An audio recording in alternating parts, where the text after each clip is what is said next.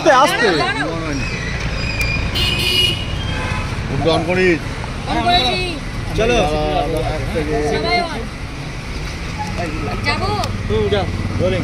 ওকে। আজকে আপনাকে তলব করা হয়েছে বিধাননগর থানার যে ডিটেকটিভ ডিপার্টমেন্ট কমিশনারেটে, সেখানে আপনাকে ডাকা হয়েছে। মূলত কি কি অভিযোগ, কেন কি মানে ডেকেছেন আমি এখনও তো জানি না, উনি আর কি জিজ্ঞাসা করবেন কী উদ্দেশ্যে আবার নতুন করে ডেকেছেন সেটাও জানি না। যদিও হাইকোর্ট অলরেডি বলে দিয়েছেন, একটা অর্ডার অলরেডি সেই সময় দিয়েছেন জিজ্ঞাসাবাদের জন্য। আগের দিনই বলেছিল যদি প্রয়োজন হয় আবার ডাকবো, আজকে আবার ডেকেছেন। যতক্ষণ পর্যন্ত না জিজ্ঞাসা করছেন, কী জিজ্ঞাসা করছেন আমি তো বলতে পারছি না। যাই এখন দেখা যাক। চিঠিটা আসলে একটু অন্যরকমভাবে, মানে আমার বাড়িতে চিঠি দিয়েছিল, আমার বাবা মা তো অ্যাকচুয়ালি ছিল না, বোনের বাড়ি ছিল। 6 দিন পরে ঢুকে নোটিশটা দেওয়ালে চিপকানো দেখেছে, নোটিশটা আমাকে ছবি তুলে পাঠালো, তখন আমি দেখলাম আজকেই আমাকে ডাকা হয়েছে। আমি ফোন করলাম, যে নাম্বার দেওয়া ছিল, বলেছি যে আমার আসতে দেরি হবে, এই জন্য আমার দেরি হয়েছে ইত্যাদি ইত্যাদি। তো দেখা যাক আজকে। তবে পুরোটাই সহযোগিতা করবেন? দেখি ওনারা কি জিজ্ঞাসা করেন। সহযোগিতা মানে তো এটুকুই, এর বাইরে তো আর কিছু নেই।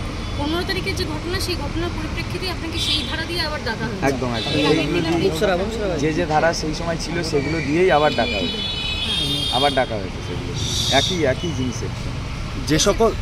যে সকল ধারা রয়েছে তার মধ্যে একটা ধারা হচ্ছে যে আপনি দাঙ্গার সাথে যুক্ত ছিলেন এবং গেট ভাঙা, পাবলিক প্রপার্টি বা সরকারি ইয়ে ধ্বংস, সেই সময় আপনি কোথায় ছিলেন বা এরকম যেটা চিন্ময়দাকে করা হয়েছে।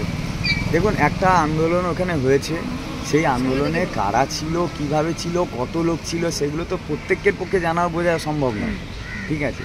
তো এখন সেই সব প্রশ্ন দিলে আমরা যেভাবে আমরা যে অবস্থায় ছিলাম সেগুলো নিশ্চয়ই জিজ্ঞাসা করলে বলবো। এখানে একটা কথা জিজ্ঞেস করবো যে হাইকোর্ট বলে দিয়েছে এখন অবধি কোনো কড়া ব্যবস্থা যেন নেওয়া না হয় এবং ধীরে চলো নীতি, তা সত্ত্বেও দেখতে পাচ্ছেন যে আপনারই আরেকজন সতীর্থ অমিত রঞ্জন ভূঁইয়া, তার কাছে চিঠি এসছে, আপনার কাছে আরেকবার দ্বিতীয়বার চিঠি হলো, এর আগেও চিন্ময়দা আরও অন্যান্য যারা আন্দোলনকারী গ্রুপ সিডি কর্মী যারা, তাদের কাছেও চিঠি আসছে। কীভাবে দেখছেন এই বিষয়টিকে? দেখুন, এগুলো তো ওনারা করবেন, এগুলো তো জানাই কথা, কারণ একটা আন্দোলন চলছে, আন্দোলন ওঠেনি, কিন্তু আমাদের তো কিছু করার নেই। আমরা তো অন্য কোনো উদ্দেশ্যপ্রণোদিতভাবে আন্দোলন করছি বা অন্য কোনো উদ্দেশ্যে নয়, ভয়ঙ্কর একটা সংকটের জায়গা থেকে আন্দোলন করছি। এই আন্দোলনটার মধ্যে কোনো খারাপ উদ্দেশ্য বা অসৎ উদ্দেশ্য নেই। তো স্বাভাবিকভাবে আন্দোলনে আসি বলে হয়তো আরও একটু বেশি করে এই চাপটা তৈরি করা হচ্ছে। ঠিক আছে।